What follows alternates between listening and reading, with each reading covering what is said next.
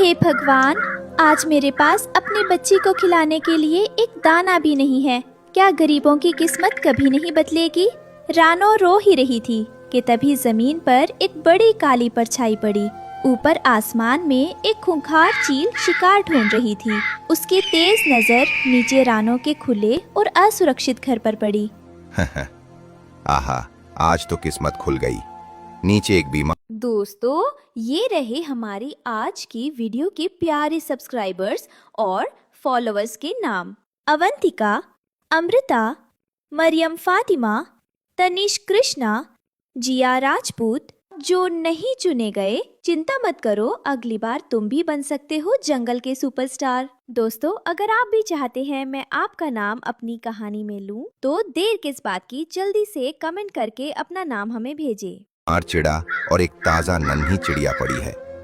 बस एक झपट्टा और आज का डिनर पक्का। चील ने अपने पंख सिकोड़े और गोली की रफ्तार से नीचे की तरफ गोता लगाया। टुन्नू जी, गुड़िया, ऊपर देखो, काल आ रहा है, जल्दी छिपो। रानो ने बिजली की फुर्ती दिखाई और सबके ऊपर सूखे पत्तों का ढेर गिरा लिया। चील तेज रफ्तार में नीचे आई, लेकिन उन्हें न पाकर गुस्से में वापस ऊपर उड़ गई। बच गए डरपोक, लेकिन मैं वापस आऊंगा। तुम लोग ज्यादा देर छिप नहीं सकते।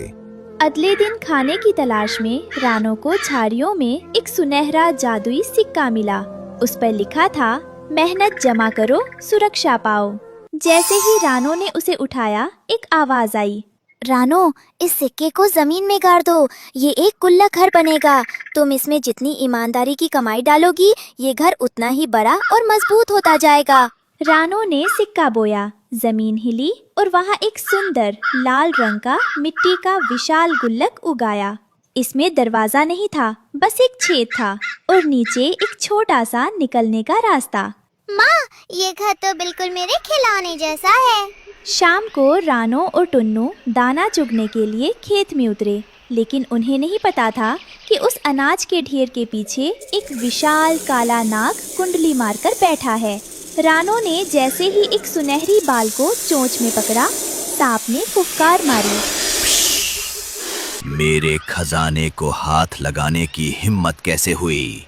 आज मैं दाना नहीं, तुम दोनों को निगल जाऊंगा।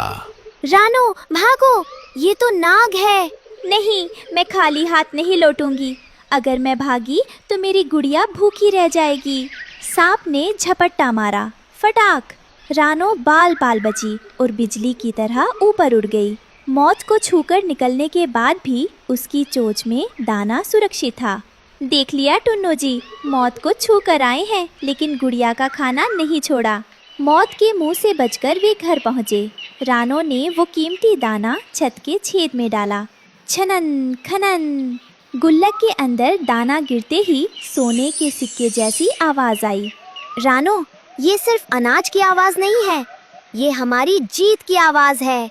उसी जंगल में कालू और गोरी की आदत थी मेहनत ना करना और दूसरों का खाना छीनना। उन्हें देखा कि एक छोटी गिलहरी बड़ी मुश्किल से एक अखरोट लेकर जा रही है। ला इधर, ये अखरोट अब कालू दादा का है। कालू ने गिलहरी को धक्का दिया और अखरोट छीन लिया। बेचारी गिलहरी रोती रह गई। वाह कालू जी, छीनकर खाने का मजा ही कुछ और है। गिलहरी के एक छोटे से अखरोट से उनका पेट नहीं भरा। वे उड़कर इंसानी बस्ती गए। कालू ने देखा कि एक थाली में गर्मा गर्म रोटी रखी है। गोरी, आज तो घी वाली रोटी खाएंगे। तू बाहर पहरा दे, मैं अभी लाया।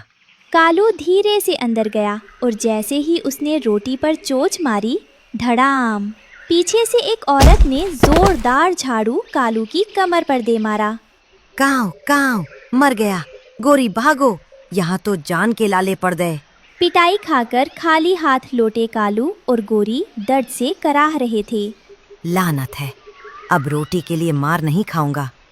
मुझे कोई बड़ा खजाना चाहिए ताकि जिंदगी भर बैठे बैठे खा सकें। सही कहा, पर खजाना है कहाँ? चलो सो जाओ, सुबह ढूंढेंगे। अगली सुबह रानो के घर से छनन खनन की आवाज सुनकर कालू के कान खड़े हो गए। गोरी सुन, ये अनाज नहीं, सोने के सिक्कों की खनक है। रानो को खजाना मिल गया है। बस अब यही हमारी लॉटरी है। कालू जी, अगर वो गुल्लक हमारा हो जाए तो हम जंगल के राजा बन जाएंगे। हमें वो गुल्लक फोड़ना होगा। फोड़ना नहीं पगली, हम उसे चुराएंगे। आज रात जब वो सो जाएंगे मैं उस गुल्लक को उठा लाऊंगा। वहीं अंदर का नजारा जादुई था। दीवारों पर मेहनत की चमक थी। रानो अपनी बेटी को खाना खिला रही थी, लेकिन खुद भूखी थी। रानो, तुम भी थोड़ा खा लो। नहीं टुन्नू जी, हमें आने वाले बुरे वक्त के लिए बचत करनी होगी। ये गुल्लक घर ही गुड़िया का भविष्य है। रात का समय कालू और गोरी चुपके से वहां आए। कालू ने एक बड़ा हथौड़ा पकड़ा हुआ था। इस गुल्लक का पेट सिक्कों से भरा है। मैं इसे फोड़कर सारा खजाना ले लूंगा। कालू ने जोर से हथौड़ा मारा, धड़ाम। लेकिन गुल्लक नहीं टूटा। मिट्टी लोहे जैसी सख्त थी। उल्टी हथौड़ा छिटककर कालू के पैर पर लगा। आह, मेरा पैर! ये मिट्टी है या लोहा? कालू जी, फोड़ो मत। ऊपर उस छेद से अंदर घुस जाओ और सिक्के निकालकर बाहर फेंक दो। सही आइडिया। कालू छत पर चढ़ा और लालच में खुद को सिकोड़कर उस पतले छेद से अंदर घुसने लगा। कालू अंदर गिरा तो देखा वहाँ सोना नहीं, सिर्फ अनाज था। उसने उड़कर बाहर निकलना चाहा, लेकिन जादुई गुल्लक ने उसे खोटे सिक्के की तरह कैद कर लिया। धोखा! यहाँ तो सिर्फ गेहूं है। बचाओ, मैं फंस गया। कालू भाई, ये मेहनत का गुल्लक है, इसमें चोर नहीं टिकते। रानो ने गुल्लक से प्रार्थना की, तब जाकर गुल्लक ने कालू को बाहर फेंका। कालू और गोरी शर्मिंदा होकर भाग गए। अगली सुबह जब सूरज की पहली किरणें रानो के लाल गुल्लक घर पर पड़ी, तो वो घर पहले से भी बड़ा और चमकता हुआ दिखाई दे रहा था। तभी दूर से कालू और गोरी को आते देख रानो और टुन्नू सतर्क हो गए। लेकिन इस बार कालू के हाथ में हथौड़ा नहीं, बल्कि लकड़ी का एक छोटा सा टुकड़ा और कुछ सूखे तिनके थे। रानो बहन, क्या तुम हमें भी वो जादुई बीज बोना सिखा सकती हो? हमने पूरी रात भूखे रहकर ये समझ लिया है कि चोरी के सोने से मेहनत का एक दाना ज्यादा सुकून देता है। हमें माफ कर दो रानो, हम अब अपना घर खुद बनाएंगे, चाहे उसमें कितनी ही देर क्यों ना लग जाए। रानो मुस्कुराई और उसने अपने गुल्लक से अनाज के 2 दाने निकालकर उन्हें दिए। जादू बीज में नहीं, नीयत में होता है कालू भाई। तुम दोनों आज से हमारे साथ खेत में मेहनत करो। शाम तक तुम्हारे पास अपना खुद का ईमानदारी का दाना होगा, जिसे तुम अपने भविष्य के लिए जोड़ सकोगे। उस दिन के बाद कालू और गोरी ने कभी किसी का हक नहीं छीना।